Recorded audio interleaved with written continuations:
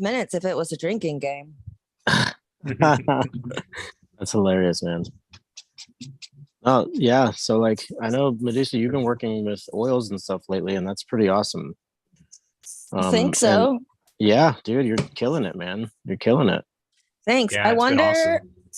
I wonder, because this is a new medium to me, and I'm kind of teaching myself slash doing YouTube tutorials and Googling things. I'm wondering what I'm actually doing right and what I'm actually doing wrong. And if like, I was having this conversation last night, because I was like, yeah, this seems really like easy and just natural.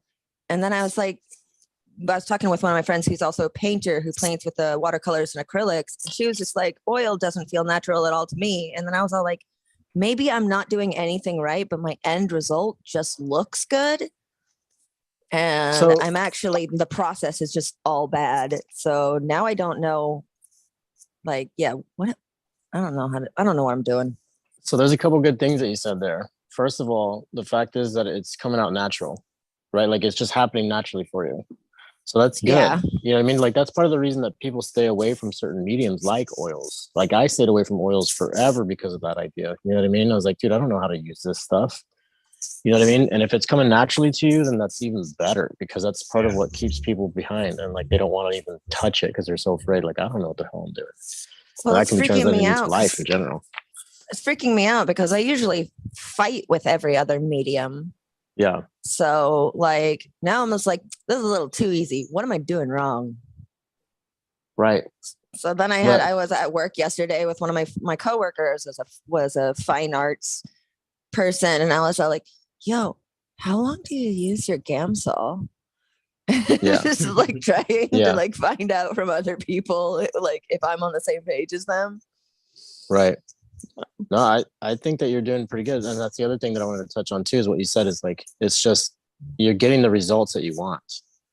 You know what I mean? Like it doesn't matter if it's quote unquote right or wrong, like, as far as the process goes for what you're doing. You know what I mean? The only thing that really does matter in the end is, are you getting the results that you want? And does it look good? You know, because that's the other part that you fight the whole time is understanding the medium. And a lot of the times it's like with tattooing, right? Like you learn the fundamentals of it. You learn how to lay in solid gradients. You learn how to lay in solid color packing. You learn how to do color gradients and shading and stuff like that, and then line work. And after that, it becomes like a peripheral kind of thing, you know? So if you're already not fighting that peripheral part of the oils, then even better, dude. Like for real, like keep it up because they're looking great. Thank you. Yeah, I guess as long as the end result is as satisfactory and, I'm not poisoning myself in the process. Yep. With all these chemicals. I do think, though, that I have probably broken every rule already, though. I have smoked a joint while painting. I have eaten food while painting. I forgot to turn the fans on or open a window while painting. I used my paint rag by accident to wipe my face while I was eating because I mixed it up with my napkin. And I took a disco nap in my apron and got paint on my bed. A disco nap? I'm not familiar. Yeah. Disco nap, just a short little party nap. Just like, like I'm on a roll, but I'm gonna take like a little disco 15 minutes to lay down and take a little quick snooze and then get right That's back hilarious. up and party. That's awesome, dude. That's hilarious. I never heard that before. I think I took a disco nap the other day before I came into work. Like I ended up laying down on the couch for a little bit and popped in. I can't remember. I think I was watching like the Clone Wars on Disney or something like that. You know what I mean? The animated one. And then I woke that up. shit's good. Oh, I love it. I've seen it through and through. Like I don't even know how many times. So it's something easy to fall asleep to. You know what I mean? And I do hardcore like an hour, a few minutes. Like, oh shit. Dude, sometimes gambling with unprotected naps is kind of fun. I like a little risk, An unprotected nap is a nap without an alarm. Yeah. So you're risking when you're gonna wake up, if you're gonna wake up on time. Like it's a gamble, but it's fun because you get a little bit of rest and you get the exhilaration of being all like, I might be late. Yeah. Yeah, I guess that is a good way to do it. I don't like that panic feeling of like, oh my God, get up. I don't like it either, but I have learned to love it since it is ever prevalent in my life. Gotcha. Gotcha. Yeah, you know, Hi, that's Amber. the thing. Hello, Amber. Amber, How you're are you? muted. You're muted and we can't hear Hey, you. can you hear me now? There Yes, you we are. can. Nice. Hello. That panic feeling that I'm going to be late seems to be the only thing that motivates me because of my ADD. There you go. There you go. Like, the whole I'm gonna be late thing Yes, is that's like the only thing that gets my ass moving. that's Otherwise, it's all executive dysfunction. yeah, Executive no, dysfunction. Yes, I can't. I clean other people's houses better than I clean my own. You know what I mean? I can motivate myself to help somebody else clean their house. Yeah. But I can't motivate myself to clean my studio half the time. dude, I gotta do some house cleaning. Yeah. I'm not great with chores at home, especially because I live by myself. So I'm all like, well, I don't mind that extra dirty dish in the sink. It can sit and soak for another day. Yeah. When I had when I had roommates, I was all like, oh, I gotta get this house clean because I'm being considerate of others, blah, blah, blah. Now I'm by myself. I am such a lazy slop. And I didn't know that. Oh, come on. I think you're beating yourself up there, dude. When you live by yourself, it won't it's be that different. bad. Yeah. I live with 3 toddlers. Trust me, it's not that bad. I used to live in a household of 7 that was like borderline hoarder house. So I think you're good. Wow. Damn. Oh Dog. my God. Yeah. Yeah. The most people I lived with was a house of 4 that had 6 people in it because one person's partner didn't technically live there, but was there every day and took showers there and slept there and Might as cooked well have there. lived there. Yeah, Oh, I which know is that funny feeling. because we actually really liked him a lot more than his partner that actually did live there.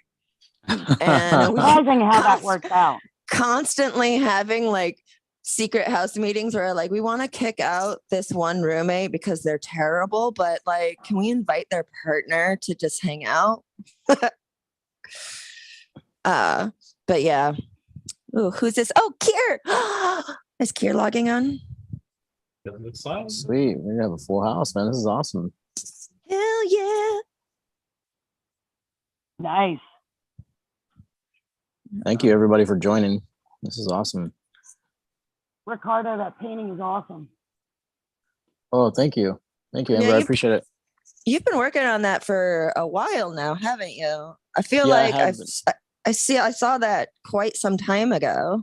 Yeah, Set it aside for a moment, give it a break. Exactly. That's exactly what I was going to say. It's like there's something about it that I'm not feeling right now. And I think it's just the amount of space that's going on in it. You know what I mean? And I was debating on making this bird skull a little bit bigger, but I'm going to doctor it up right now and lay some bass tones and stuff like that and start getting into some of the detail and see if it starts doing what it should do, which is kind of like become a focal point. Yeah, I love your color choices. Thank you. Yeah, I do too. I just took a refresher course on color theory yesterday. So everything in my brain is color theory right now. Oh, sweet. I was yeah. just watching this video about how to mix colors, like oil paints with only primaries. And after watching that shit blew my mind. My entire world has been changed about how I see colors now. That's the video you sent me, right? Yeah. Yeah, I watched it. One of the guys at the shop yesterday. here showed it to me, and it was just fucking amazing. Yeah, it's I decided to do a deep dive on watercolors after 25 years of not doing them. So nice. I started back at the beginning, and I'm doing color theory and swatching. Back to the beginning. All because I pulled out a painting I started like 5 years ago, and I'm like, I'm going to do the rest of this in watercolor. So now I got to teach myself watercolor all over again. But that's kind of the fun of it. It is. I went to go visit my parents a few weeks ago. And they're downsizing all their stuff because they're getting to that age where they're like, we're getting rid of everything. We're retired. We're just going to live very simple for our, like, the last chapter of our lives and all of that. Mm. And my dad's like digging out all of these old art projects of mine, being like, do you want this? Do you want this? Do you want to take this back to your tiny apartment? And I'm just like, no, throw it all away. I don't want stuff. But I got to see some of my old paintings when I thought I was really good. Oh God. Yeah. And I'm just like, oh my God, no. And it's things like I would like be like, yeah, I'm a really good artist. Check out this painting I did. You know, I was so cocky and full of myself. And I look at these paintings now. Everything. Yeah, man, I knew everything back then. But these paintings are fucking terrible. They're so bad. They're so bad. And like now I'm just like, I feel so humbled. Throw away those canvases, please. Burn them. Like, no, don't ever let me look at them again. At least take a picture of them first. At least take a picture of them first. I'm a starving artist. I'm a starving artist. If there's a canvas, I'm painting over it. Yeah, exactly. That's what I was going to say. Every canvas I have, if I hate it, I will paint over it. I've stopped at people's houses and picked up old canvases out of the trash to save. That's awesome. I've done that I've done that too. I've gone through a phase where I hoarded a bunch of canvases.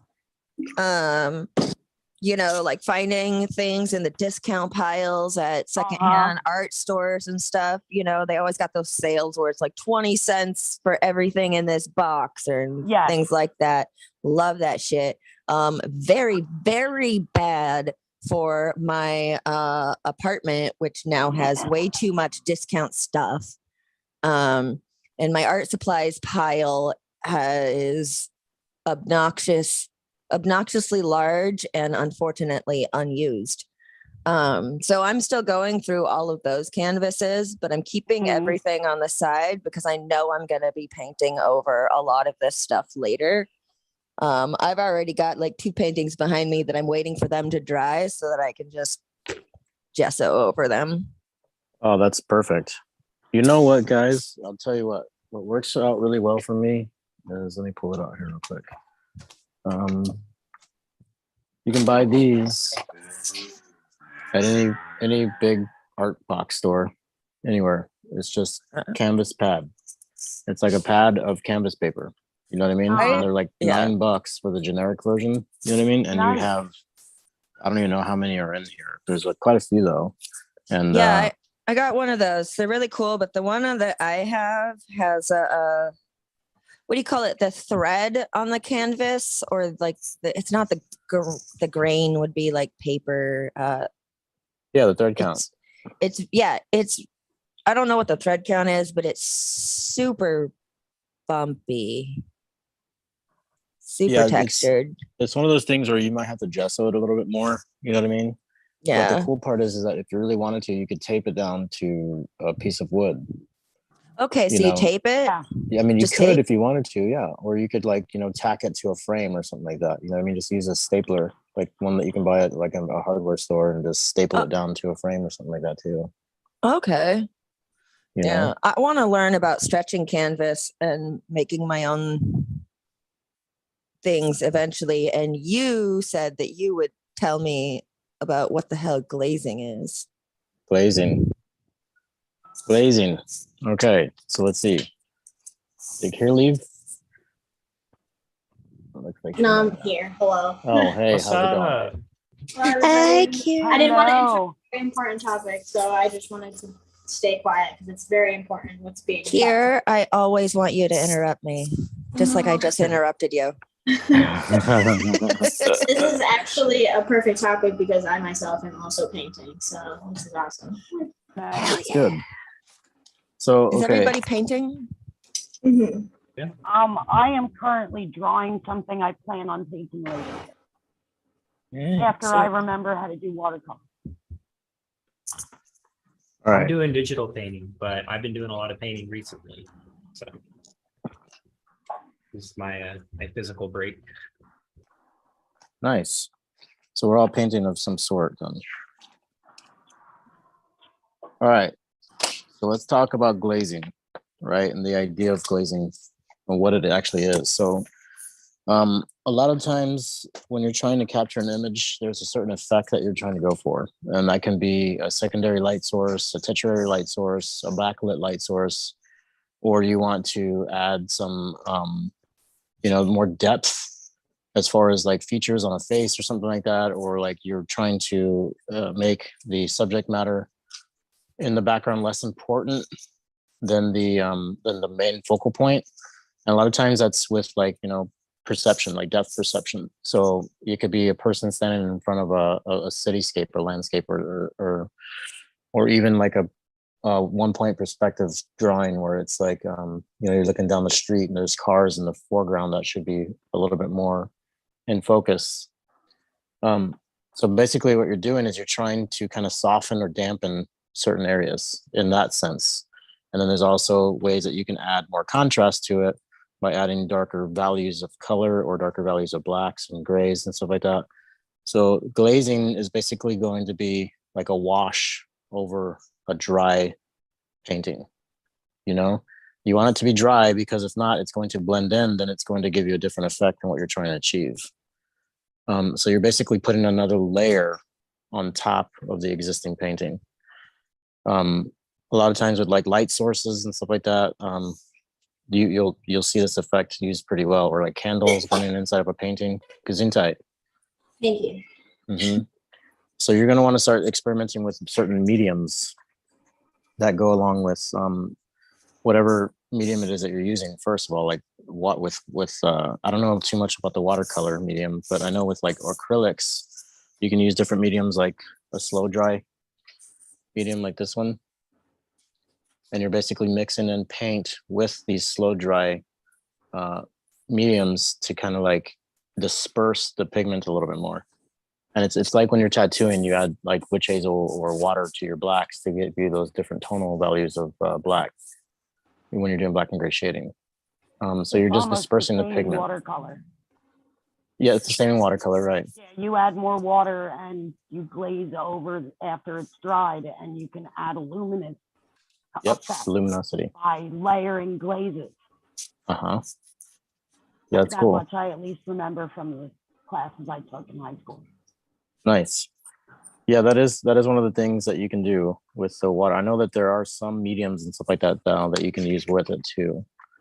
But I know with watercolor, you want to be careful because you don't want to like, you want it to be dry because otherwise it's going to blend right in. Otherwise, you'll lift the color right out of the paper. Yep. I did that already. Oh, right on. Thankfully, I was just thumbnailing stuff.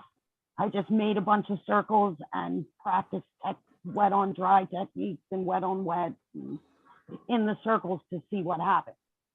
Mm-hmm. So I didn't screw anything up. I really didn't want to screw up. Yep. Yeah. So like, for example, it just basically what you're doing is you're lowering the viscosity of the paint. Like that's all you're doing with the oils. So like if you have a red area that you want it to be kind of like, purplish, or like you want it to be kind of lavender looking, but you don't want to use straight lavender. You want there to be like the red kind of showing through a little bit more. Instead of trying to fight with yourself to make that exact pigment right away, you're going to lay a base tone, which is just a straight shape of the red. And then once it dries, you can go back in with some blues or something like that. And then you can start kind of glazing over it. And the red is going to show through that transparency to a certain point.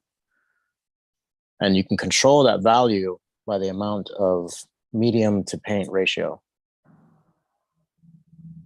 And with like soft brushes and stuff like that too, if that makes any sense. Yeah, that's how I've been going through my acrylic paintings recently. It's just like, especially with those slower dry mediums, just adding those in, just getting those like nice thin layers to build up. Yeah, exactly. Like a sense of translucency to your painting. Not really changing the values, just maybe adding a new tone, right? It's more of a tint.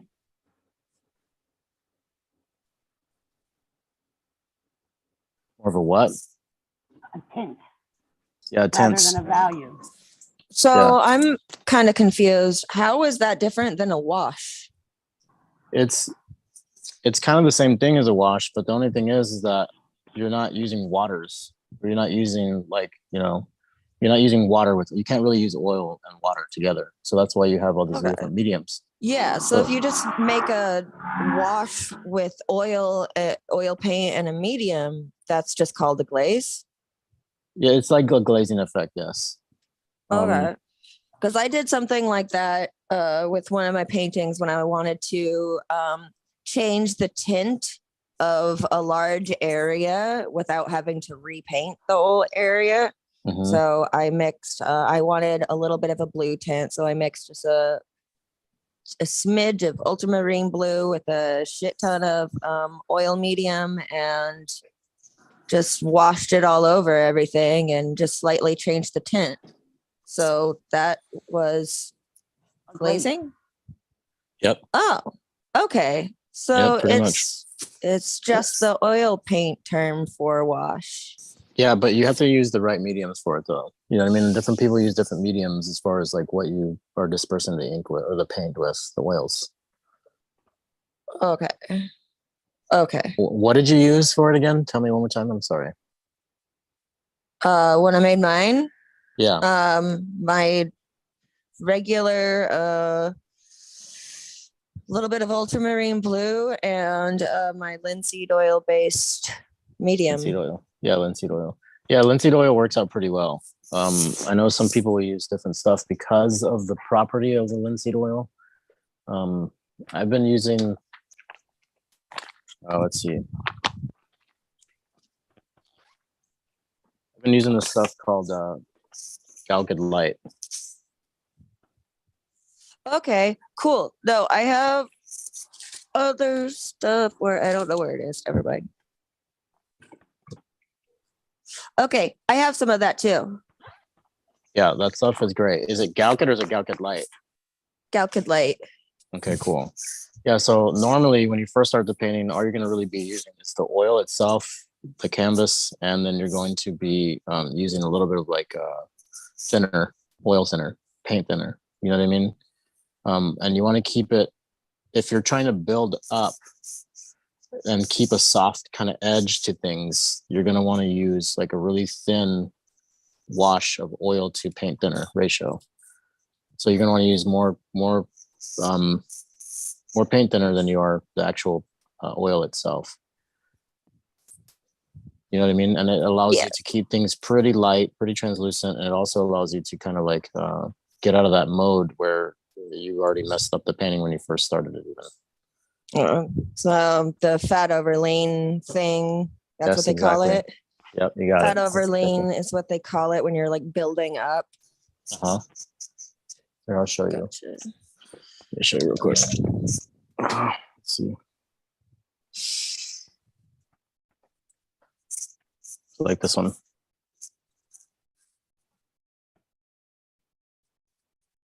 So here you can see where I've applied a lot of layers of paint. In the background, there's more of that translucent thing we were talking about. Mm.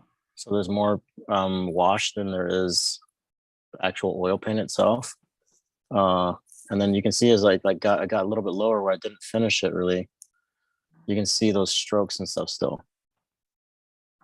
You know, and you can see the soft edges and everything like that in it still too. But then like here in the fabric, I started kind of layering those more mediums and oil mix. So like I went over like a solid paint that was dry and then started adding those like translucents to it.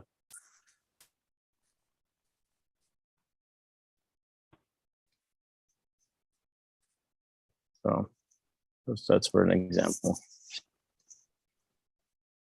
And so with the acrylics, I'm trying to do the same thing because I found that after oil painting, after I've started messing around with that more and more, I started finding that the acrylics can have the same effect with a certain kind of medium on it.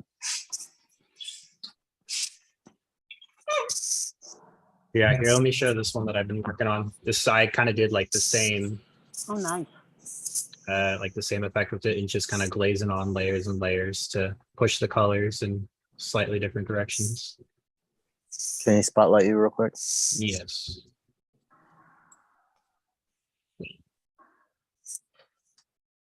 So just add in small glazes to push them, the shapes either further back or warmer or cooler.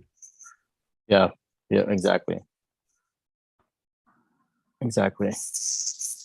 Got it. That's awesome, man. It looks great. Are you going to start adding some like lighter values to the highlighted areas or the more focal points? I probably will. I'm kind of just setting it down right now after like starting to feel slightly burnt out on it. So it's like we'll give it some time and then see where I want to push it in like a month or so. Yeah, I do the same thing, and like I like to put it up in the corner of a room that you'll be high traffic in for yourself. That way you get to see it all the time. It's better to be able to see it rather than put it out of sight, out of mind. You know what I mean? Because your mood's gonna strike you one of these days, dude. And if it's anything like with me, you'll just see it a little bit differently. It'll just kind of hit you what you need to do with it. Yeah, I've always got a painting that I'm working on sitting out in the warehouse at work, and it's like one of those days where I'm like going for a smoke break. I walk past it and I'm like, oh, that's what I want to do with it. Okay. Yep. You got it, man. Sometimes you just gotta wait for the inspiration. Yeah, it's like it's the calling in the wind, right?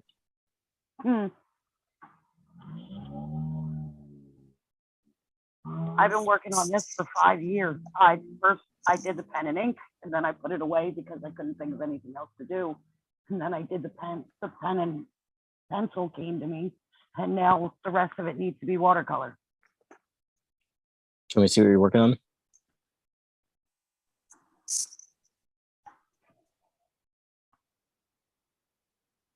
Let me hold it up right so you can see it. The pen and ink is detached because I'm going to glue it on later. Okay, cool, man.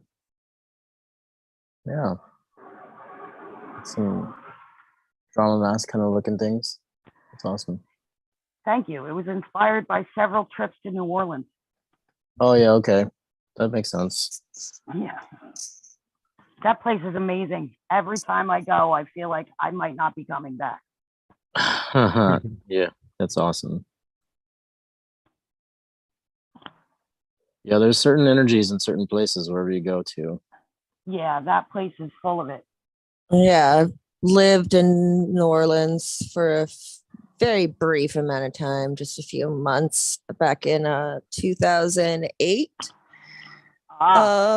Trippiest experience of my life was when I was sitting outside drinking a cup of coffee and it was super hot and a bead of sweat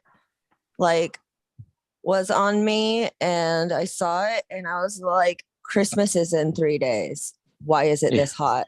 Then I just freaked out. I freaked out because I've never been gorgeous though. I know, but I'm from the Pacific Northwest. It's cold here for Christmas. You don't sweat on Christmas. It was just the weirdest thing to me. I'm from New Jersey, so we have all of the weather in the winter. I sat outside at 70 degrees on a January day before. And then 2 weeks later, we got a horrible snowstorm. Sounds like the Midwest. I was going to say, I'm from the Midwest where it's a frozen tundra. And it's terrible. And everybody's depressed. No. No. I've been starting to learn the Midwest weather patterns. There's lots of random storms going on. Oh yeah, dude. Enjoy, Kyle. Enjoy. You're gonna love it. The snow's gonna be so pretty, and then you're gonna hate it. Yeah, right now I'm like, yeah, it'll be fine. Come December, I'll probably be hating it. It's just, it's not the snow. It's like the fact that it stays there and it gets all squishy and like nasty and gray and shit. And dirty, yeah. Anyways, Yeah. let's change. Anyways, yeah, it's fucking hilarious. It's hilarious. We all know exactly what it is. We're like, oh god. Wait, that part of snow. Yeah. Can't wait to Screw start that. cleaning that up. You're gonna love it, dude. It's great. Kira, what are you working on?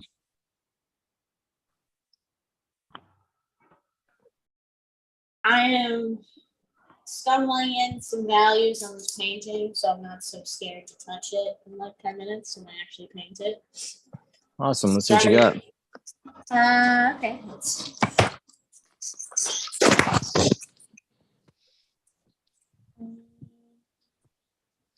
This giant thing. Oh yeah, it's awesome. So I'm just stumbling in what I want to do for the wing part. Focus on that today and like fixing the top. I'm going to change the headdress completely, adjust the anatomy a little bit, maybe change the expression a little bit. Play around. It's going to be fun. Yeah, I like the ethereal feel it has to it. Definitely. I dig it. That's very pretty. Yeah. Thanks. It almost gives me a World of Warcraft kind of vibe. Yeah. Purples are my favorite colors, so it's right up my alley. I'm trying I'm to give digging it those glowy eyes. Yeah, I love the glowy eyes. I did that like the first day, and I was like, okay, well now the rest of it has to look exactly like this. You set yourself up. Yeah, now how do I get my hand to do that? So, Well, yeah. it looks really cool. Like I think with where you have the focal points right now, like it looks like the light is definitely shining more towards the face and like the chest and wings area. You know what I mean? Yeah. I think if you kept that going, that would be a really strong value in that painting for sure. Like you're highlighting that area already, and you can see how everything falls back. But I think if you kept those muted tones in the background, but just still kept creating the edges with those muted values, it would really make it like sing quite a bit. Yeah. Make it sing like a Valkyrie in the weather, like a Valkyrie in the air. Definitely what we're going for. Trying to make it look like he's like actually moving on the canvas, but we'll see what happens. But we're definitely going for like a frontal light source type ordeal. But this will be like my first really take my time with this and not just and stuff. Right, exactly. So I definitely had this on the back burner for a while and like switched back and forth from the Blue Jay to this, back to this, to the Blue Jay. So just taking our time. Yep, it's cool, man. Thank you. I can dig it. Thanks. I'm having a lot of fun with it. I just started taking a character development class because I started realizing all of my characters kind of look all the same. So yeah. I'm taking that class now. I just started it on Friday. They're pretty much like first class. They taught you like the difference between like character design and character development and how to like make your character have a mood and emotions and a whole storyline just by looking at them type of deal. So hopefully I'll see some improvement from that. Yeah, that's awesome. It's cool that you live in a city that's big enough to be able to offer stuff like that. That's one of the things that I struggle with around here. It honestly just started happening because in the area that I'm in is like there's like tons and tons of like old industrial paper mill buildings. Oh, cool. And for a long time they've been trying to figure out like what to do with those buildings, and they just started like making like cool activities inside the buildings. So they made like studios and like breweries and restaurants and that's awesome, dude. So a bunch of dispensaries and even more art stuff, cooking classes, woodworking, because there's just nothing to do with these giant abandoned buildings. Yeah, totally. That's radical. Good for you. Yeah. Thank you. Take advantage of it. Take advantage of it. Take advantage Yeah, of it. exactly. Right. Absolutely. Especially when it's, they're pretty inexpensive and they're close and, it's worth the time. It's only an hour. It's an hour. You can do It's it. only an hour. You got it. You got this.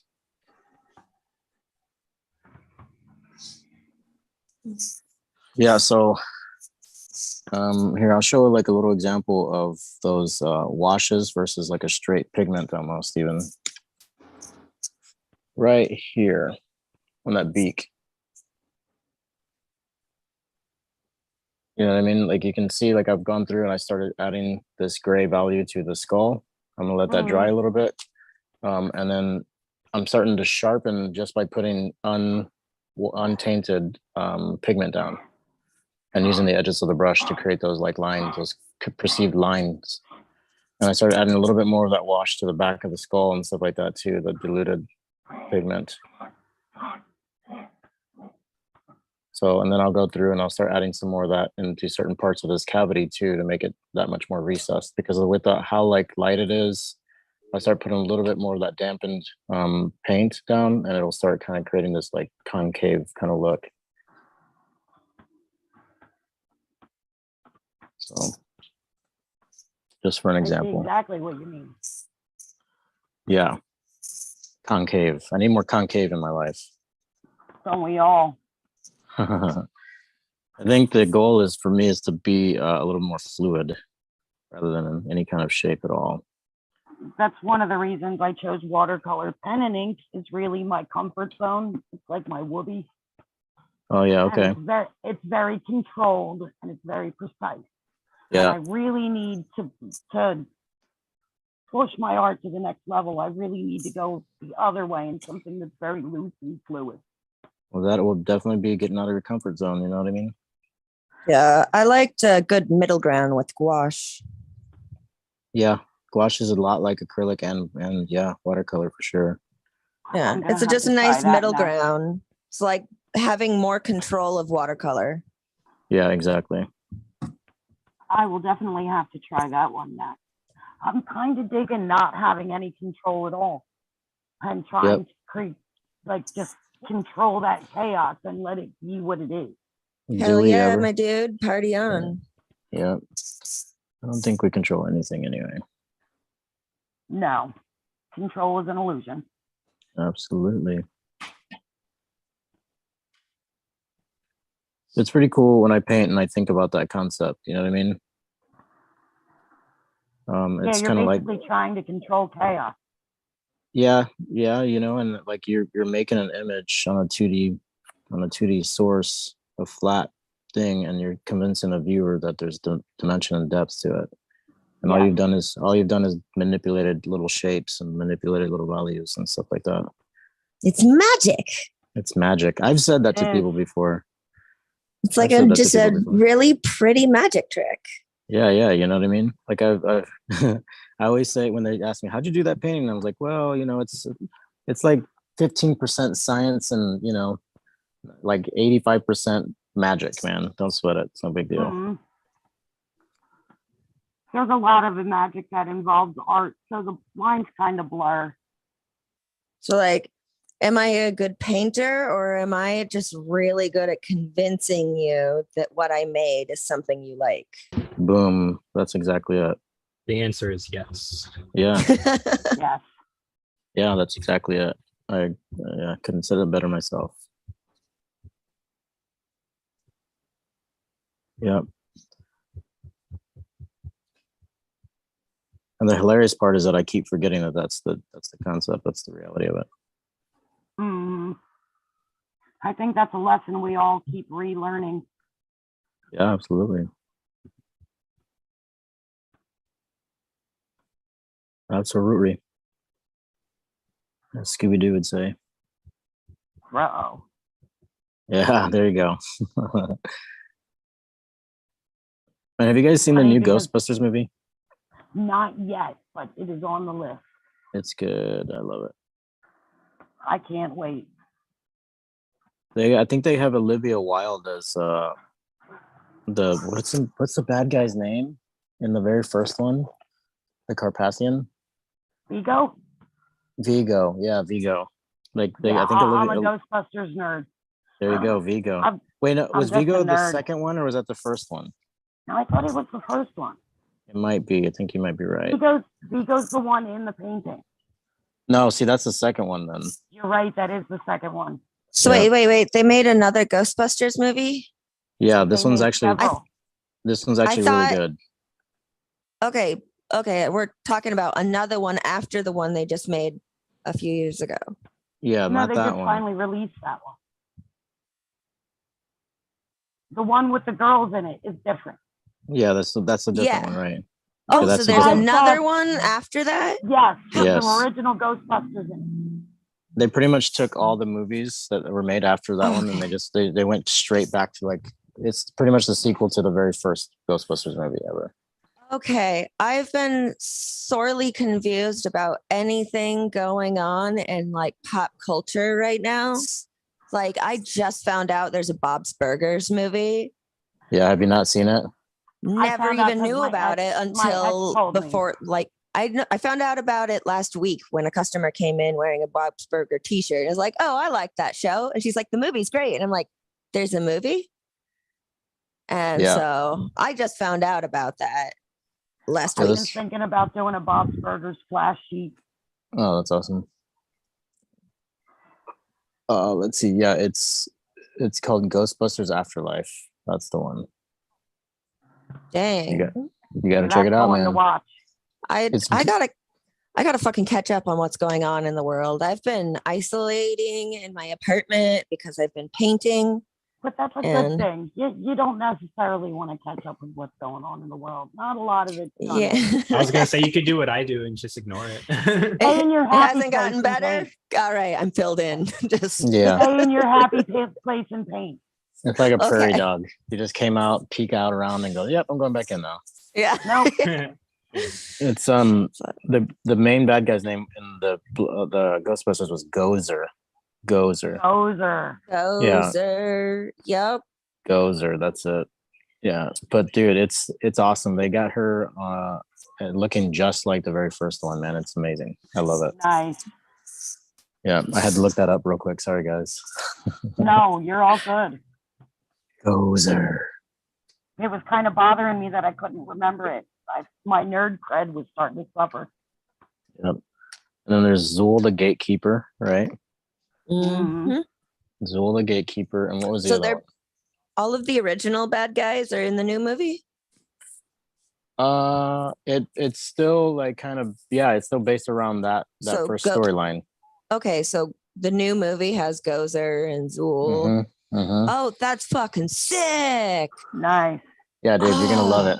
You're gonna You love know, it. Slimer's gotta I'm be back. pumped. I've been really bummed and disappointed at all the remakes in the past like 10 Yeah. years or so, but this is cool.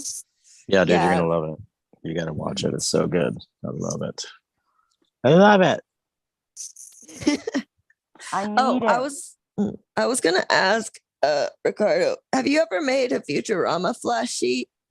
I haven't. But maybe Huh. I should. You That's should. another Yeah. one on my list. Well, when was the last time you made a flash sheet? Me? Yeah. Oh, it's been a little while. Maybe I should do that Just though. I made a think Rick you're and right. Morty one, Nice. but it's a very simple one. It's Nice. all just black outlines. It's not color or anything, but I want to do a color one next. Oh, cool. Very awesome. Yeah, Medusa, I think I'll have to do that. And I have something coming for you too. What? Yeah, Why? because you had a nice little fucking doggy named Bomber.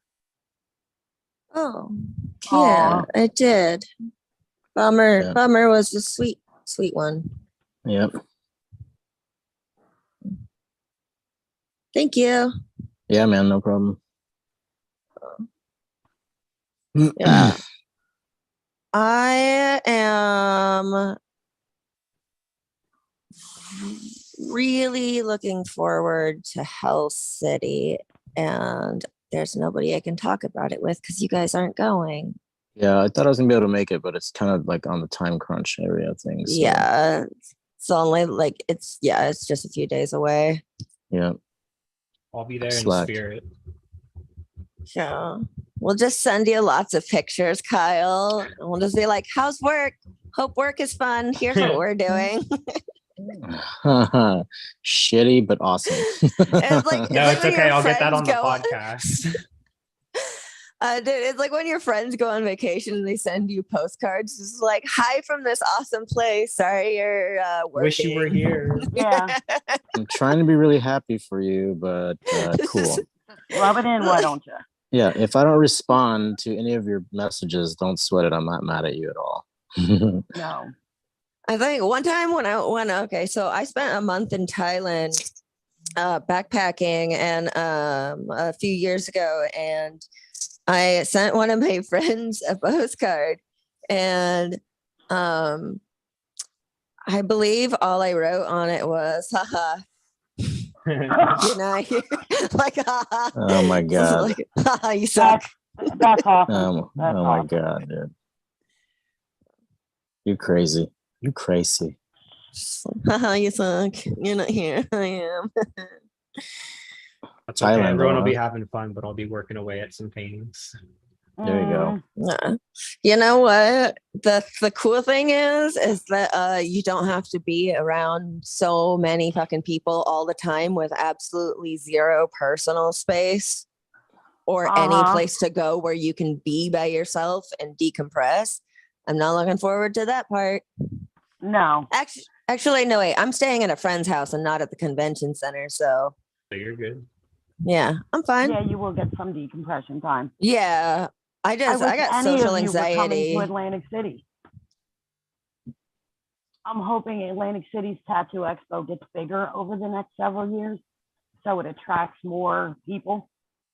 Because it's still pretty small. It's a fun time, Yeah. but I go as a spectator. You It's pretty- tattoo? Yes, Okay, cool. but I forget. They've got a relatively famous band playing this time. I just can't remember their name. Hmm. Dude, I stumbled on I went to dinner with a friend of mine. He and I went out to eat and I caught up with him and stuff like that. That was fun. And then him and I stumbled onto this other bar down the street, and there was a cover band of Van Halen, and it was fucking amazing. It was so much Nice. fun. It was so fun, dude. I love that band so much. They were That would called be amazing. Yeah, they're called Jump. And the best part about it is like all the people that were totally into the 80s music were all there Mhm. too. You know what I mean? And they were just like living it up, dude. They're like reliving their their 20s and stuff. You know what I mean? So cool. Yeah. My favorite band is Pink Floyd, Yeah. and there is a cover band called Machine that tours up and down the East Coast Yeah. that are so much like them, it's kind of eerie. And Yeah, I will yeah. catch them whenever I can. Oh, that's fun. My dad took me to a cover band of Pink Floyd that apparently is so famous for being really good at playing Pink Floyd that like one of the Pink Floyd band members actually had them play at one of his parties and stuff. Nice. But it's Shut up, it's called bro. it's called Australian Pink Floyd. I've heard of And- them. Yeah, like so I went thinking, oh cool, we're going to a cover band.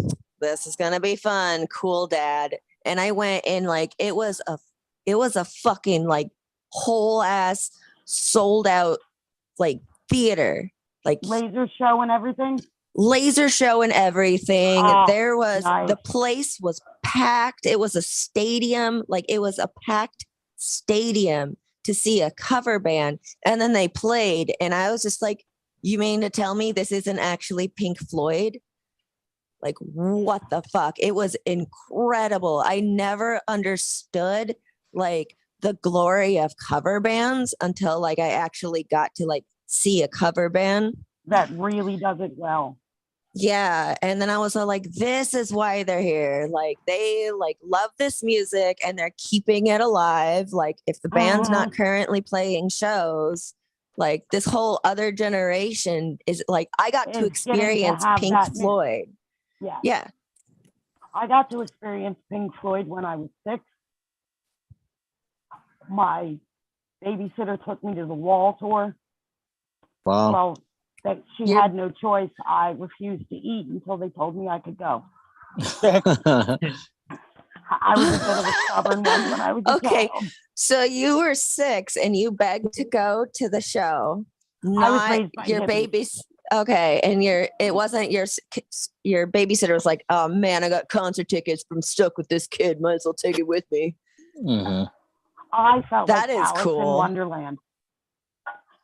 That's the only thing I compare it to. I felt like Alice in Wonderland. It was amazing. And then my junior year in high school, I got to see them at the vet in Philly before they tore the vet down. That one, I was really, really high. That's radical, man. But so Now, was the Roger rest of the Waters. Sorry, stadium. I'm beaming in here. Roger Waters Hey, is good. now currently on tour, right? Yes, he is. Speaking of Pink Floyd, Yes, he is. And Roger Waters' show is amazing. I caught one of the first clips where he was like, if you're into, Pink Floyd, but you hate my politics, and fuck off to the bar. Oh yeah, I love him. I appreciated that. That's awesome. How's it He's going, been Gabe? political from the beginning. Fantastic. I haven't slept in fucking 3 months. I'm working on more Tattoo Now stuff. Oh, very cool, man. But Oh, I'm man. stalking Kier. I thought we were gonna hang out. Yeah, I am very busy the next couple of days. So we can definitely do that if you want to check in. Yeah, someday. No worries. I'm only 3 miles away. I know that you've driven across the country. I'm just fucking around. Yeah, no worries. Yeah, we'll go catch up. We'll have drinks. I owe you one anyway.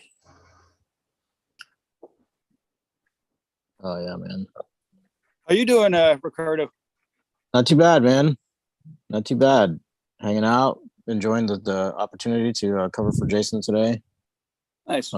Yeah, I'm in the new shop and stuff like that now, so that's keeping me pretty busy. Got a lot of people that I've worked with in the past around me and stuff like that, man. And we got the band back together again.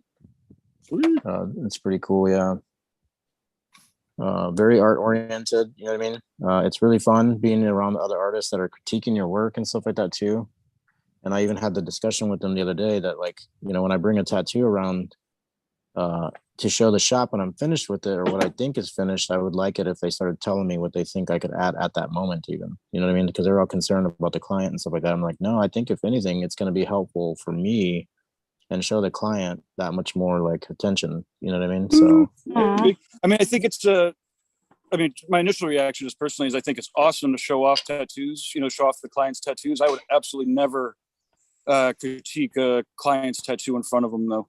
Like any introduction into doubt or, they're going to do it enough, and their friends and their family are going to do it enough that I wouldn't, I would definitely save the critique for after. Be like, hey, I want to show it off, compliment the hell out of my client, and then, when everyone's gone at the end of the day, kind of go over the critiques. But I guess, I don't know, that's my initial reaction. Anyways. Yeah. Not that you asked for my unsolicited opinion. No, I brought the subject up in the public forum, so we might as well talk about it. I think that's one of the cool parts about this venue is that we can do that. You know what I mean? So I appreciate that opinion, though, for sure, man. I can see where you're coming from too. What's up? I was just gonna say I would agree with Gabe on that. You don't want to give your client reason to doubt you. Yeah, I can see that. But I guess if Make it's sure the not, feedback is in private. yeah, I guess if it's also if it's not critiques you're receiving in front of the client, if it's just compliments and or like, I guess, suggestions that aren't critiquey in nature. Yeah, well, that's what I'm saying. It might depend on when you're showing it off to, right? Like, Yeah. If you and depending on what part of, like, I've definitely watched tattooers bring the designs around and the clients around and get some feedback from other artists to make some final decisions about colors or composition or placement that's kind of more or less what it is that's happening. You know what I mean? It's definitely more along those lines where it's like a suggestion more than anything else. It's not during it's not the like process and not when it's all finished. yes, exactly. That's exactly Gotcha. what. Yeah. Yeah, I've asked people to come over and be like, "Hey, my client and I were thinking about this color. What do you think?" Right. Exactly. Yeah. Yeah, it's more or less like me saying, I think I need more black, because that's one of the things that I've always fought with. You know what I mean? Is like the amount of black value in a tattoo that makes it look finished and it holds up over time for a lot better. You know what I mean? And that's one of the things that, like, I think that's all it really is. It's not like, oh, that tattoo sucks, dude. Like, what the hell are you doing? It's more like, hey, man, I think I could add some more blacks in some areas, and I'm fighting to find where the spot is. What does your eye say to you? You know what I mean? Yeah. It's more like that for sure. Whenever I'm drawing a tattoo, I like to show the composition to other artists, just because sometimes I'm skimming over things that really shouldn't be. And I like to surround myself with artists that are better than me, so I get better. Yeah, for sure. Oh, hell yeah. Oh. My first mentor was not a better artist than me, and it caused a big rift in my apprenticeship. Oh, that's a bummer. It was a long time ago, and he's dead now. Oh, that's a bummer. Yes, it is, but karma. I understand where you're coming from. Yeah, I think a lot of people have strengths in different areas. So you have to give and take, like you have to pick and choose what you're learning from people to see which part applies to you. For example, one of my first mentors only did American traditional. So his thing was, and like, that's a great style. And he was great at that style, but he didn't do other styles. So there was a lot of techniques that I didn't learn. I wasn't able to learn from him. And he was somebody that was always like, more black. You got to add more black into it. More black, more black, more black, because he's American traditional. To him, like, black is the basis. Whereas that's not a thing for realism. Like, there's very little black in realism. So yeah, it's also just depending on the style and what's applicable. Like, there's a lot of things that I've learned from people that I thought were completely useless information until like 3 years later, when I'm like, oh my God, that thing that guy said makes sense now. I can apply it to this thing. Exactly. So it's kind of one of those things where, like, when you're looking at a picture of yourself, the younger self, and you're like, man, if I could tell myself the things that I know now and the things to avoid, it's like, well, but it's like that you wouldn't pay attention to anything that was being said anyway. So you wouldn't listen to me. Hell no.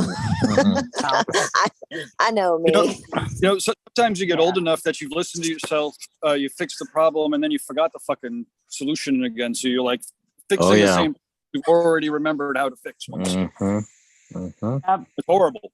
I'm like, I'm fucking nearly 50 years old. How come I'm still fucking figuring this shit out even though I figured it out twice already in the lifetime? Fuck. Oh yeah, dude. That's exactly my frustration these days, for sure. I'm just like, damn it, I thought I handled this shit already. Oh, there it is again. Fucking A. I love aging and dying. Stuff it down in the back. Oh man. Aging is great. Kyle, you have so much to look forward to. Oh yeah. The world already Aging sucks. Is such a blessing. My knees hurt. My back hurts. I'm tired. My back already does hurt. You're right on the right path. Yeah. I'm not going to finish the rest of that sentence. Yeah. Oh man, I've been struggling with the same underpainting this entire time, and I cannot get the proportions right. I'm trying to do a portrait of Pris from Blade Runner, and nice. Yeah, and I am bad at the shapes. No. Okay, well then turn it upside down then. Oh, the image? My reference image? Turn your reference and your drawing or your painting upside down. Oh my God. Yeah, forces you to. Okay. Yeah, you can see the shapes a lot easier that way. Oh my. Wow. Wow. Whole Skill new world building has been discovered. Sunday. Skill building Yeah. Sundays. This Yeah, is just turn- fucking genius. Turn it upside down. Look at it in the mirror. I love that one, looking at it in the mirror. Or sometimes Yeah. I'll take a picture of it. Yeah, the And then pictures turn work my- out really well. For some reason, you just get a different view of it when you take a picture of it that you don't get in front of your face. Well, the funny part is the different view that you're getting is outside of your own perspective. Yeah. Okay, It's- so after I flipped it upside down, What's the I first thing you see? realized the thing that I see is that it wasn't as far off as I thought it was. There you go. I've just been staring at it too much. Yeah. Or It's part of the reason. Yeah.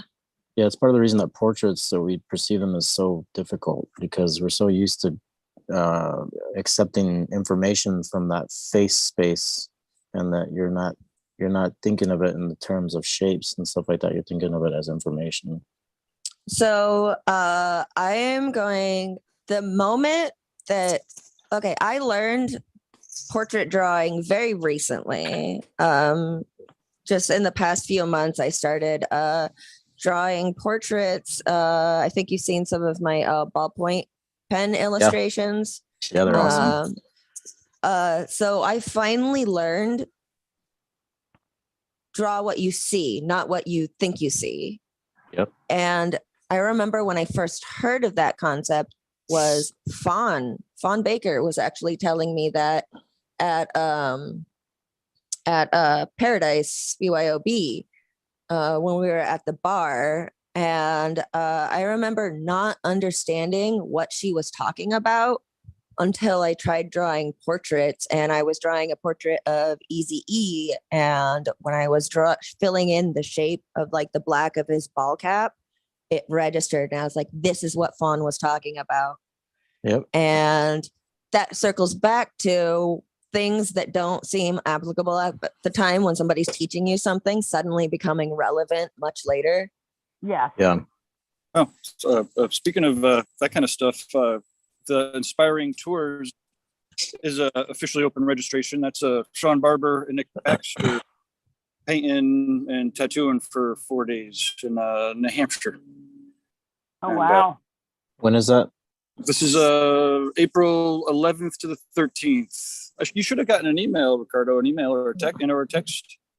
I Oh, saw I'll an have email go out. I'll have to check, man. I'm sorry. I'll look. Wait, no. Yeah. I just want to. That's It's out of control event. It's probably my favorite event of the year at this point. It's very relaxed, like five or six people. okay. Yeah, I was It's- wondering if that was the limited spaces one. Yes. Yeah, I'll have Very to look cool. I'll check it out, man. Thank you for reminding me. I'm so sorry about that. Yeah. Oh, hey, no problem. I did make sure I'm using my computer tools. Somebody picked up your email though. Okay. I wasn't Oh, gonna. I didn't put the email. I wouldn't have talked about it until I at least make sure everyone got at least a chance at it. But Okay, cool. Killer, dude. Thank you.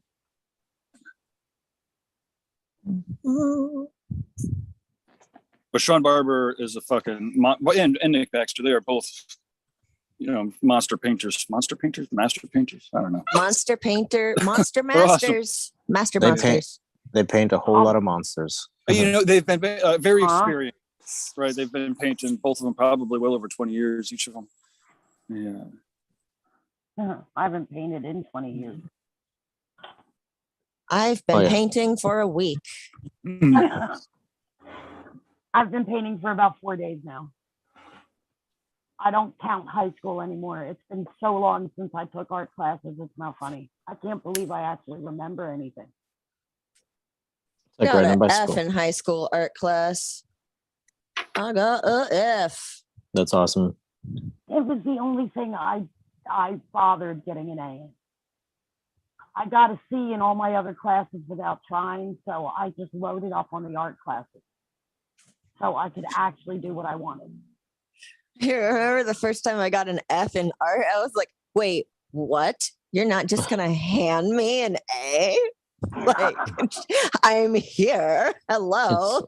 It's all the homework and stuff, isn't it? Like all the assignments and stuff, like deadlines Yeah. and everything like that. Yeah. It's definitely deadlines. I I hate struggled. deadlines.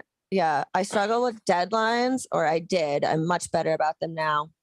As an adult who has figured out that that shit needs to get done. But yeah, no, I was a perfectionist, as most artists struggle with. The idea of perfection was very prevalent in everything I had to do. So I would turn in work like 3 months late. Yeah. It would be perfect the way I wanted it, but so late that the teacher would look at me and be like, "Why are you even bothering? You have an F already." And I was But just look, like, but look at the But pretty look. picture. "But it's better than anybody else's. I'm the best." Like, what? Yeah, no, I got I an was F on turning a shit Salvador late. Dali project. Oh, I love he's one of my Salvador Dali. favorites. Yeah, it's because I turned it in a month and a half late because it wasn't perfect yet. The Dali Museum is sick. Anybody been there? I haven't yet. I wanna have go. not go. yet. I am so jealous Oh. that you have. You should absolutely. I was there twice, but you don't have to be jealous. You just need to book your time to go down to Florida, maybe during one of the conventions or something. But it's absolutely worth. I mean, frankly, it's worth hopping off this call right now and going to book your plane tickets. Now you could remember to do it afterwards, and Yeah, obviously you might have to take a little bit of time to maybe clear it with somebody. But on the other hand, it's the fucking Dali. Like seeing those works Yeah. in person, you have to do it, absolutely. and you don't know when you're Believe going me, to die. it is one of those bucket list things that needs to get done sooner rather than later. Yeah, I am just gonna say in advance, I know for a fact that I will cry. I cry at yeah. art museums. Yeah. That's my thing. This kid who must have been like 5 years old, 6 years old, maybe. Fucking so like these massive paintings are like dwarfing this kid, and it was just like, oh man, like you could see the effect on this kid's brain. It was it's so intense, it's so amazing. Mind blowing. And unlike other bucket list things, all it takes is like a airplane ticket to St. Pete and like $20. Yeah. Oh my goodness. So y'all, when we get together, reinventing the tattoo tour bus to go down the East Coast, we'll just make the Dali Museum one of the stops. Yeah, I'm so Jason down was for that, talking man. about the Mutter Museum in Philly. That place is amazing. It's all Yeah, medical Mutter's- oddities. Yeah, Muter's another. We know we could do a field trip to the Muter. I was trying to plan one in September, but it got a little convoluted with the. I don't know, it was a convention or something. But I get a lot of inspiration from that place. is anybody in? You're not in. Where are you? Are you in driving distance of the Muter? Yes, old train distance. I don't drive, but I'm in Jersey, so it's Oh, like yeah. an hour train ride. I could Well- meet you guys up there. Yeah, we should find an odd day in September because that was the intention at one point, just to get a couple people together and go there. And it doesn't need to be anything crazy, just a field trip. Yeah. Kier, have you been to the Muter? She No, here? I no. Okay, well, maybe we don't catch up by September, then we'll catch up in September, going down to the Muter. Yes. Show us.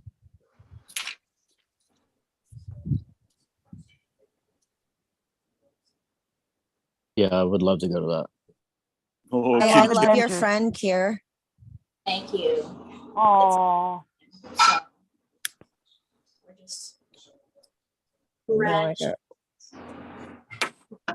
Amber, if you post up in the reinventing places or stuffs that we're trying to find a date in September, I'm pretty much available on.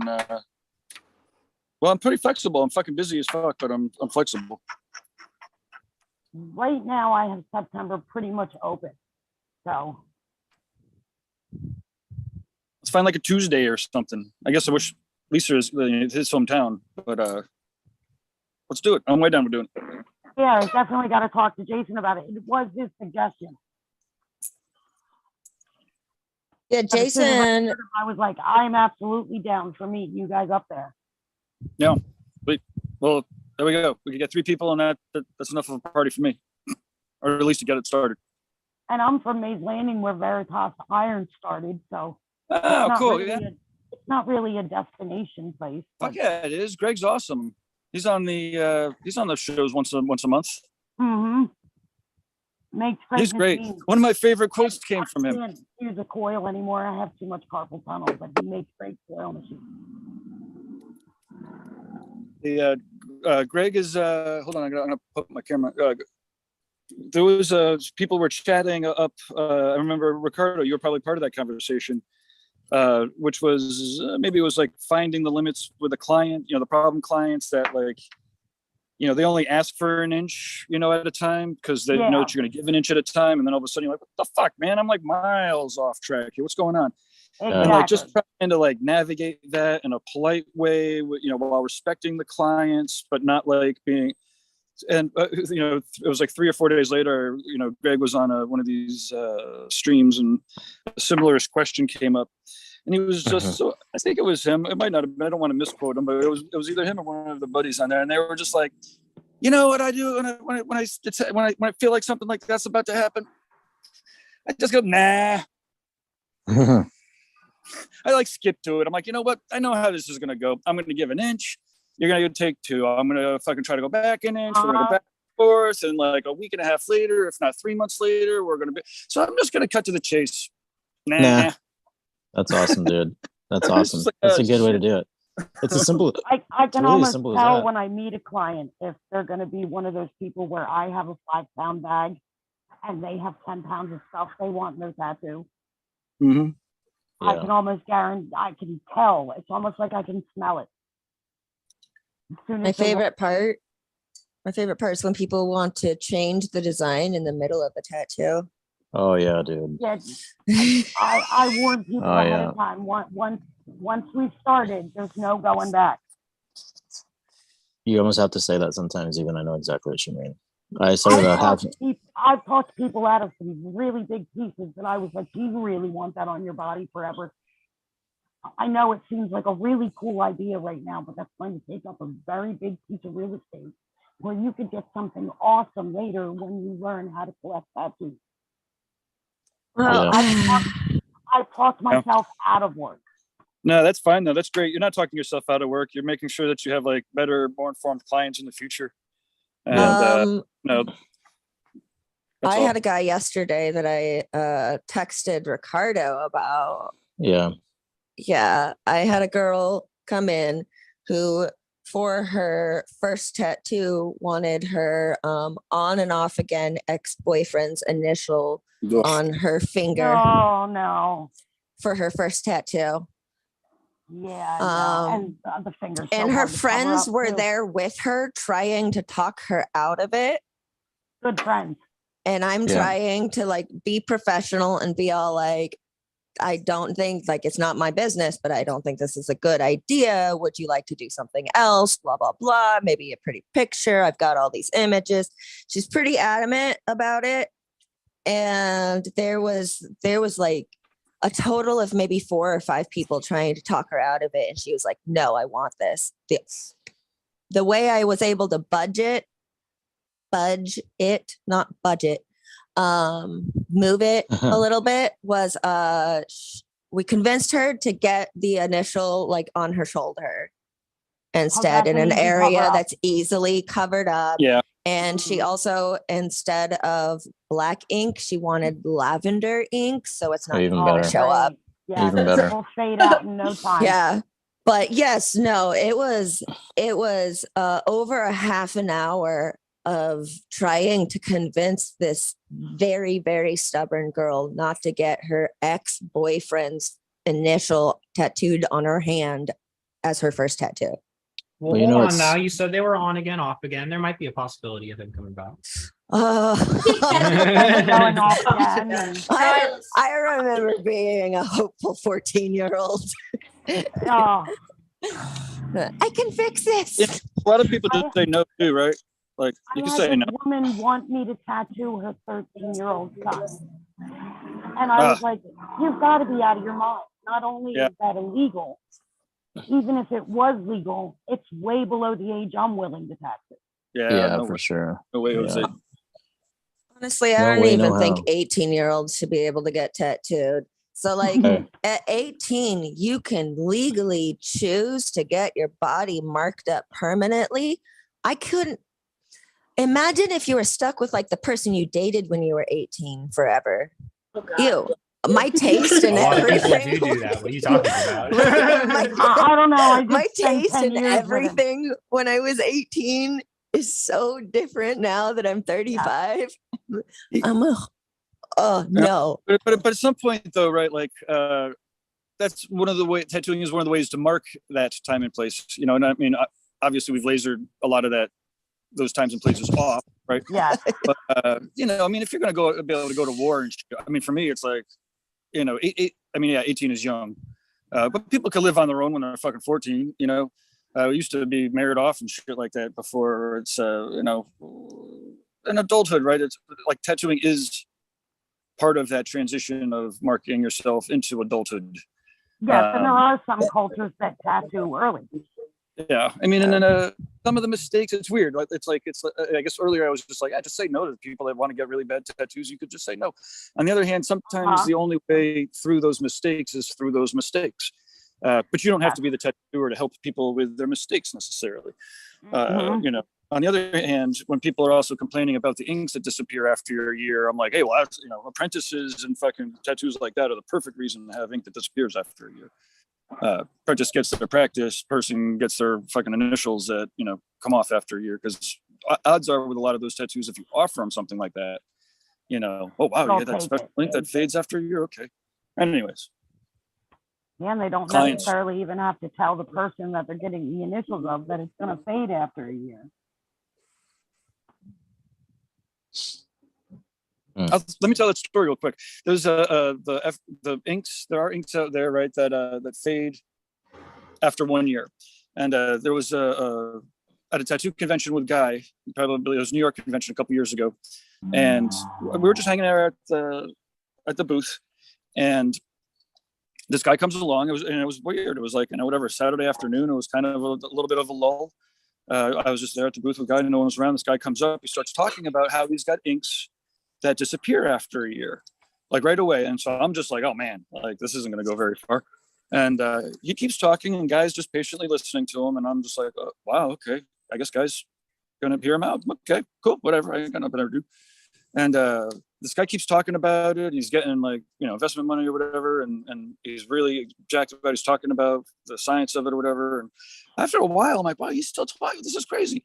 Like, maybe I should move him along. And I'm like, you know, because I'm definitely not Guy's manager or anything like that.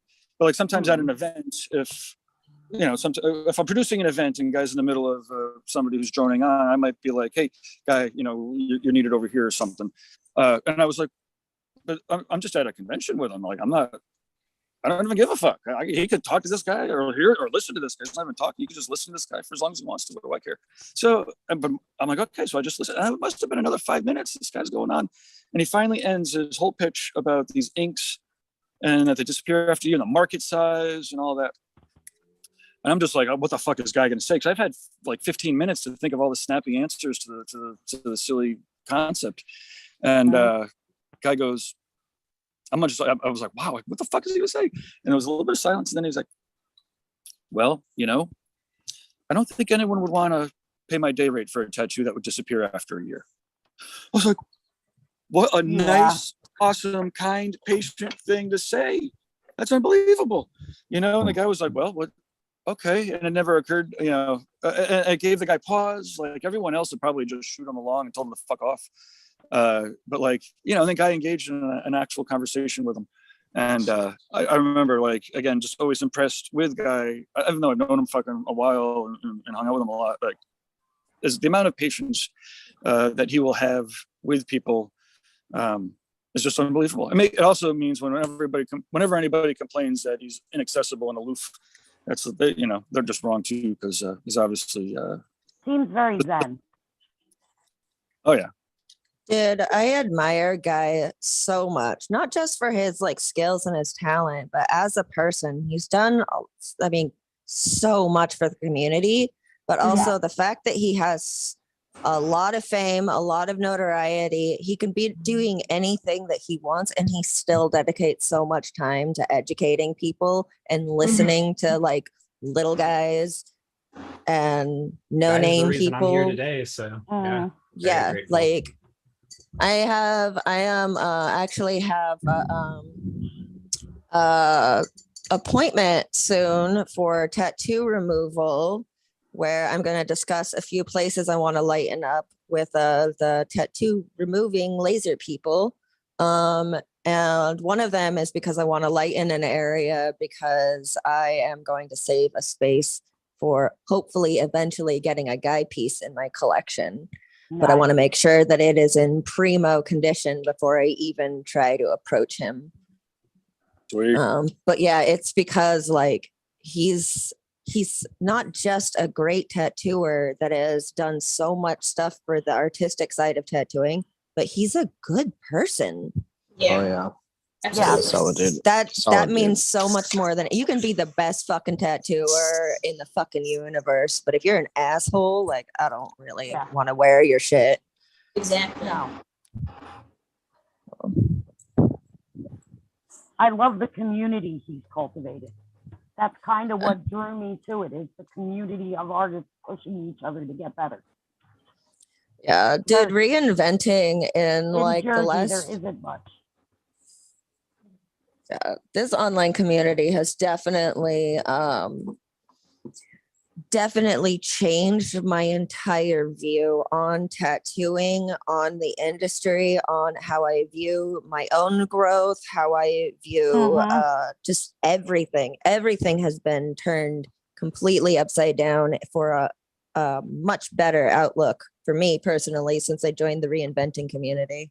Oh, absolutely. It's been a lifesaver and a game changer for me, for sure. Absolutely.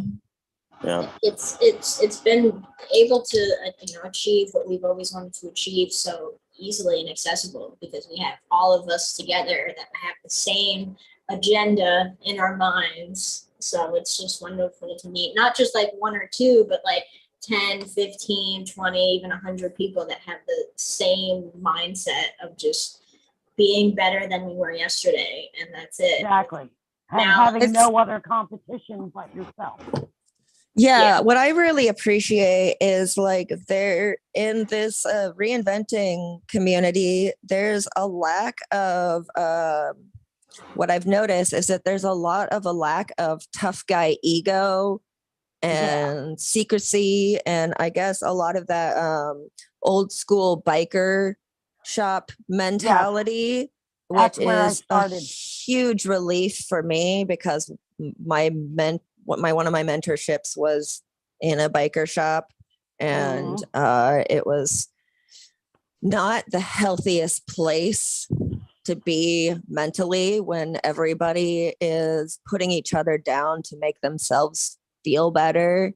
Yeah, but and I agree with that, and you just deal with it because you think that that's what the community is, and then you join here and you're like you just got to have tough skin.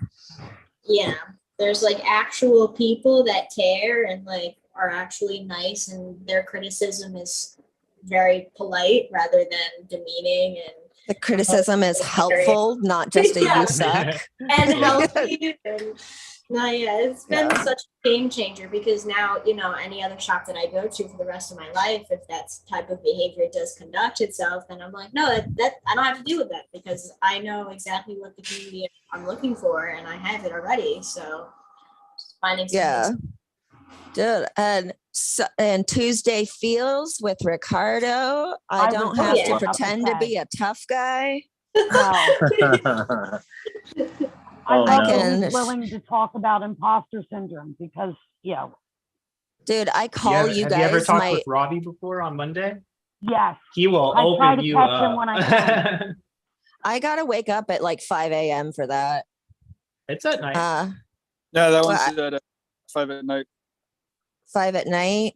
Yeah. So or what is? Oh, I thought that was like the whole 9 a.m. one. There is also a 9 a.m. one.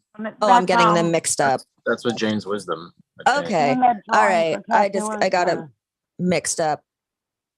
That one's like they've just started, do 20 minutes of fucking squares or 20 minutes of ellipses and fucking exercises. And Yeah, I bought a journal for that one so I could just do my exercises in it and do whatever the. Oh, fuck yeah. That's awesome. Hell yeah. Yeah, you just went unmuted somehow. Yeah, I know somebody called me even though I told everybody I was going to be busy. Yeah. But I started a journal for that course. That way I can do them all in the journal and watch my, Progression. I love to draw, but you can always use a refresher course because I've been just having at it rather than following the rules. Oh yeah. Well, again, So- it's great. But he's just like reminding you to draw from your elbow and shit, or from your shoulder, not necessarily. Anyway, watching all of it is great. Yeah, I love it. Although you are missed, Kier. You did a great job on Mondays too. People Thank still you, dig the replays. I miss those Monday mornings. Likewise. I know. It was probably the toughest decision ever to decide to stop doing that. You were doing like full on. You had like 2 shows and you were doing all the other ones. Yeah, I think it came down to the realization that like I can teach about fundamentals and like say what I think like stuff is all day long, but if I don't feel like I can actively and consistently apply those terms, then I have no use of teaching them. So I really wanted to just hone in on what I wanted to do and like start building myself as an artist before I plant myself into a chair and just say, hi, I'm here. This is what I do and how I do it. Clearly the perfect decision. Yeah. So, but I miss everybody all the time. And I can't wait to see everybody at the same time. Paradise was such an amazing time. I would probably have not been a more happier person than when those couple days were going by. Truthfully. Yeah. Paradise was not just like a game changer for tattooing for me and a deeper introduction to this community, but it literally changed my fucking life. Like because my life. No, but it's true. Like so much shit happened there that was so eye-opening for me. I went back home like a fucking different person, my dude. A new person, like refreshed with hope. I can see the light at the end of the tunnel. It's always nice, isn't it? Yeah. That one was one of those milestones for me where it's like, awesome, I'm finally a part of this. I'm finally here. I like the fact that so deeply proud. But just to be clear, it's always just the start. Yeah. Yep. That's a very dangerous. I'm not saying you. Sometimes if you do that 10 times, all of a sudden you're gonna find yourself.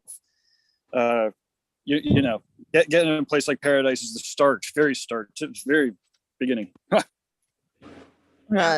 Unfortunately, I'm still having that every day. I know you are. Yeah. I mean, you will 30 years from now. Yeah.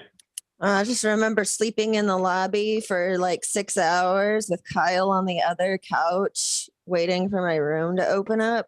And I didn't even know Kyle, but I was just like, that looks like the only person in this room that's probably here for the same thing I am. Someone with tattoos, that's probably them. Yeah. Isn't it fun when you walk into a room and you spot your people? Yeah.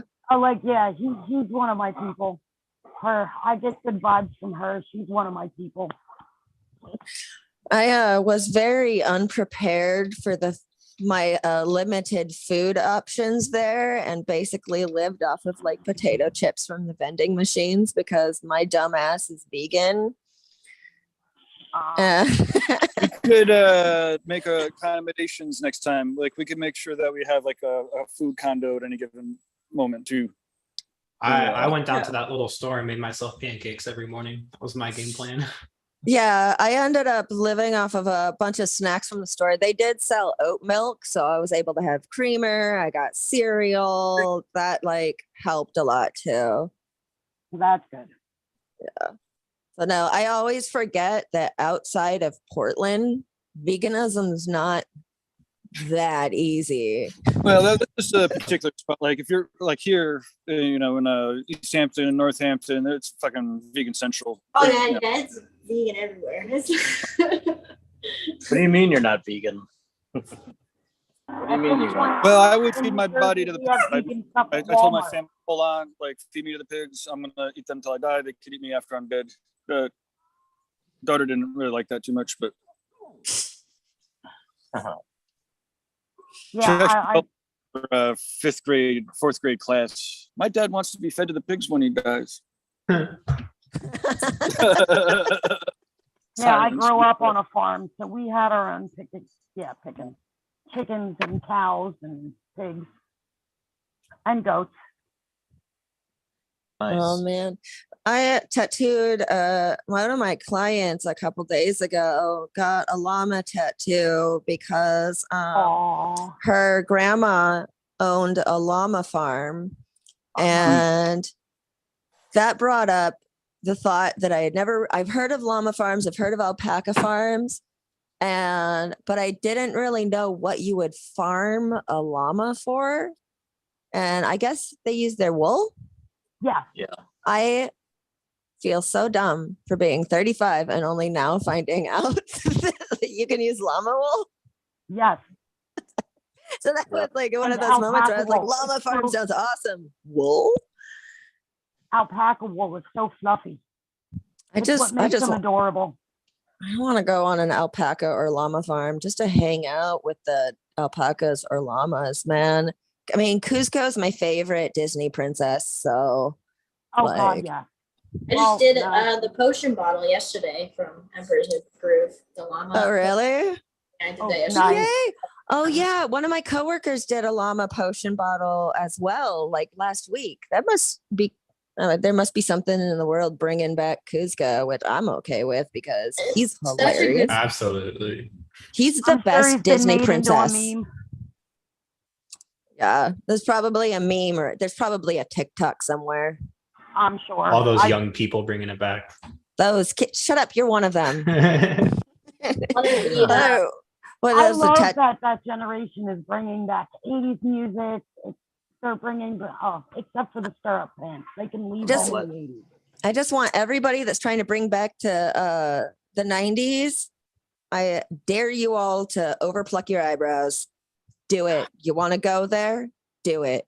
Overpluck your eyebrows and wear pastel blue eyeshadow.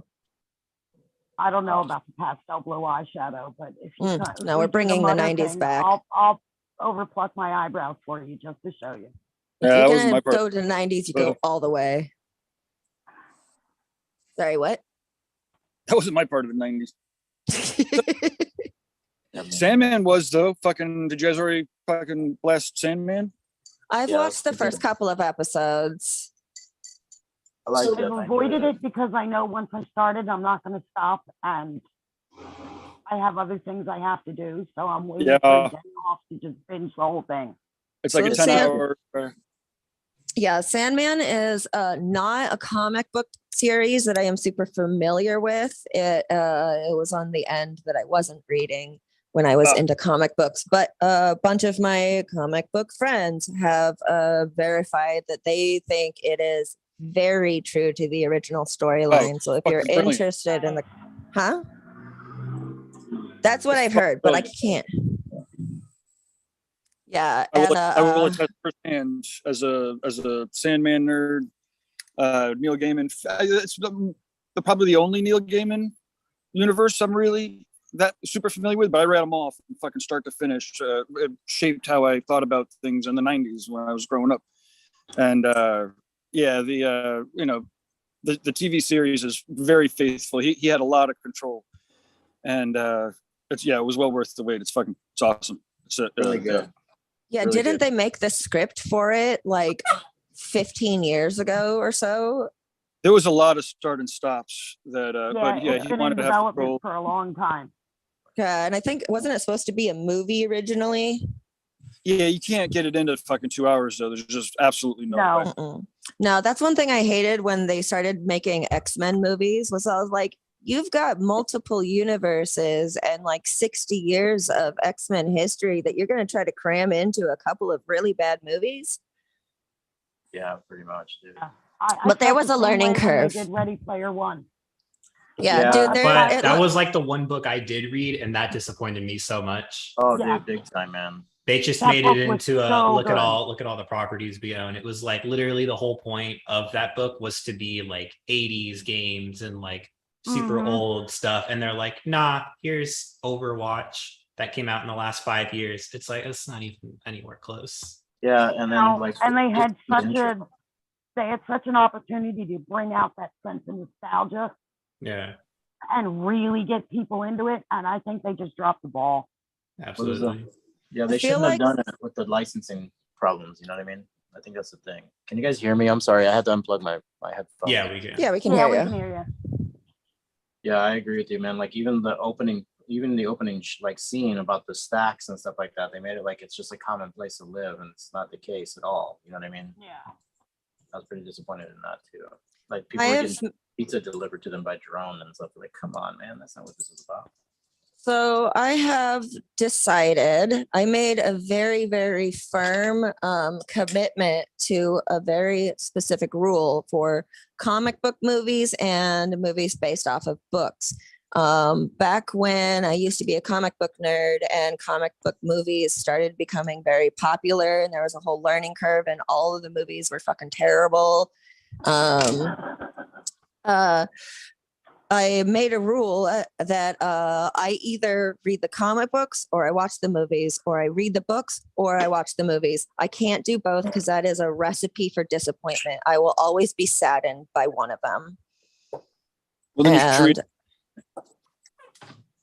And Have you read Sandman? Have you read the Sandman comics? I have a Neil Gaiman collection that I haven't finished, and Sandman's in it. So I haven't read it yet, but I have it in my house in the other room. It's fantastic from start to finish. Yeah. Get a chance. What is that? I think that was my pencil sharpener. Sorry. Oh, okay. No, it's okay. Sound like I a was like, scream going on. Yeah. I was all like, who has a banshee? Whose banshee's on the Called loose? one. That would have been if like someday the AI is going to be so good at reading everybody's faces, it's going to be able to put the thought bubbles above us. Oh, AI creeps me out so bad. Ew. Crazy. I'm already pissed off at the Mid-Journey AI art. So I can't compete with a fucking robot. That stuff's copyright free, right? I believe that they already have the precedent so that the AI created art is copyright free. Isn't that fucking nuts? Yeah. Wait. Well, yeah. How would a robot copyright something anyway?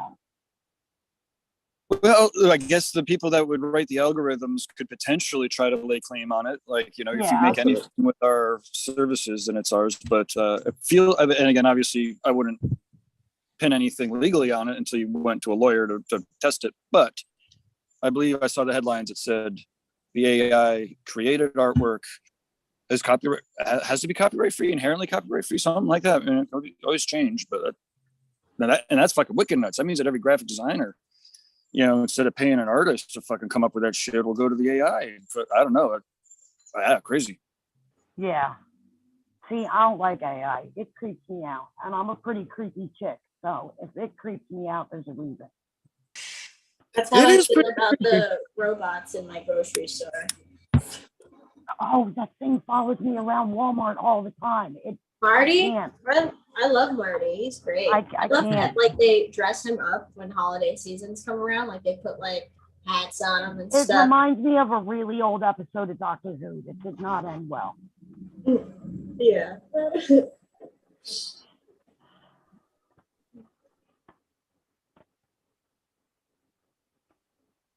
All right, well, I do have to go. I have to actually concentrate on this painting now. So it was nice seeing everybody. Yeah, great to see you. Thanks for joining. Good to see you. Does it always have fun? I will catch you guys next time. And it was wonderful seeing everybody. Good seeing you too. Tell the viewers how to find you, right? Oh, that's right. I know how to do this. Hello, my name is Kirsten Franklin, and you can find me at Frankie Says Things if you'd like. Sometimes I post stuff, sometimes I don't. So come on to support the gang, and I miss you guys so much. And I can't wait to see you guys next time. And yeah, so have a good day, everybody. Peace, Kier. Bye. Later. Bye. Yeah, I'll probably have to be going pretty soon too. I gotta get something to eat. I'm starving. You want to get your melted food box? Your food soup, your 2-day-old slushy soup.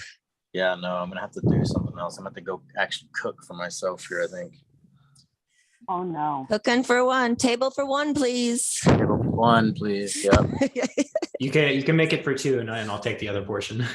All right, sounds good, man. I'll just mail it to you. Yeah, we'll have a little web date in a week. There If you it's go. anything like the company that sent me stuff, I'll just send it to you in a box so it just gets moldy on the way there. How about That's how I like my food. that? Hell yeah. That penicillin keeps you healthy. Yeah. Oh. Yeah. Here, I'll show you guys where I left off on this painting real quick. I got quite a bit done, I think. But adding a lot more detail to it. Sort of tying some things in, tightening it up a little bit more. And I'm going to start doing some like things coming off this triangle here pretty soon to kind of eliminate some of that just plain simple dark space. Although I think it's pretty effective for it to be so dark, but I'm seeing this area now and I'm wanting to work more in this area too. But yeah, so I'll show you guys real quick. Nice. Hell yeah. Very awesome. How far are you from Philly? Me? Yeah. I don't know, probably like 14 hours, maybe 13 or 14. That's 12. more than a day's drive. Yeah, Uh, yeah. Otherwise, I, I'd love to. I went and grabbed one of my Neil Gaiman collections put out by Vertigo. I wanted to show it off. Midnight Days. It has a whole Nice. bunch of different ones of his shorts Nice. in here, and this shit is super gold. Nice. And Totally. it's like it's just got a bunch of his different shorts. So and they're all illustrated by different artists too. So it's a pretty cool variety Nice. collection. Just And to yeah. talk about their genius more, they did the 10 episodes. They fucking slayed it. They fucking killed it. And everyone was like crazy that they didn't sign on the second and third and fifth and 10th seasons yet. They were waiting. And I think it was 2 weeks. And it was like #1 everywhere and in Netflix. And then they released another hour. It was like 2 of those. I don't know if it was from that or he did a bunch of shorts with through the universe. But then he just released another hour episode. Like they sneaked it out. They're like, oh, by the way, here's another hour episode. One of them was A Night of 1,000 Cats. It was animated about cats. It was amazing. Cool. I mean, the whole thing. So they're already fucking teasing people, motherfuckers. Dude, I'm looking who's forward to the next season of American Gods. I guess now that I got through this, I'm gonna go back and revisit American Gods. I started it twice and I never got through it, but I'm gonna try it again. I The books were have- amazing. The book is awesome, but they changed the story quite a bit on the show. They did. yeah, I've been wondering how close to the book it is. It's got the same characters, Not. but they changed the timeline as far as some of the their lifespan in the storyline. You know what I mean? Is anybody So, doing any Sandman tattoos yet? I have Fawn's doing. She's got a client that's got like a whole Sandman piece that goes from like arm across chest to the other arm. Yeah. That's fucking sick. Yeah, Wow. it's awesome. To find a couple more. Like if we could find like a half a dozen Sandman clients, that'd be pretty fun. yeah. I'm usually not in pop culture shit. I mean, not pop culture shit. I'm not usually in the pop culture stuff like that. But anything that I can do to help Sandman fucking get into the subconsciousness of the world is fucking good by me. Yeah. Hell Anyway. yeah. I want to make a Sandman flash sheet as soon as I finish this series. Did you see there was another headline that they did a scientific study where they were able to communicate with people with lucid dreamers. Wow. They were able to ask like some simple Really? questions to people that were sleeping and lucid dreaming. And I read through the article. I mean, I'm pretty skeptical. So, I mean, this is something that I definitely am fascinated with. So maybe I'm going to be hyper skeptical of it, but it seemed like it was pretty solid, at least solid enough to follow up with someday. That's fucking cool and weird. Yeah. I don't want anybody to talk to me when I'm sleeping, though. That makes a lot of sense. This is Because like, leave me alone. whenever my mom thought I was hiding something as a teenager, she would just get me to start talking in my sleep. Uh, Because Yeah, according you to my know- sleep, I'll tell you the God's honest truth about anything you want to know. Wow. Yeah, my mom was pretty smart.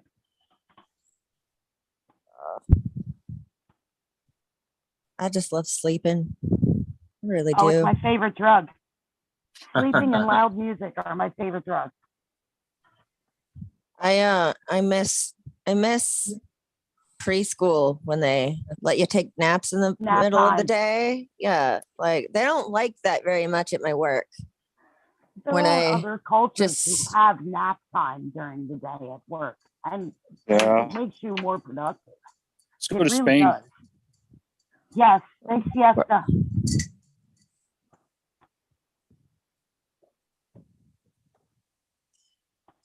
Oh man, You guys want to give a sign off?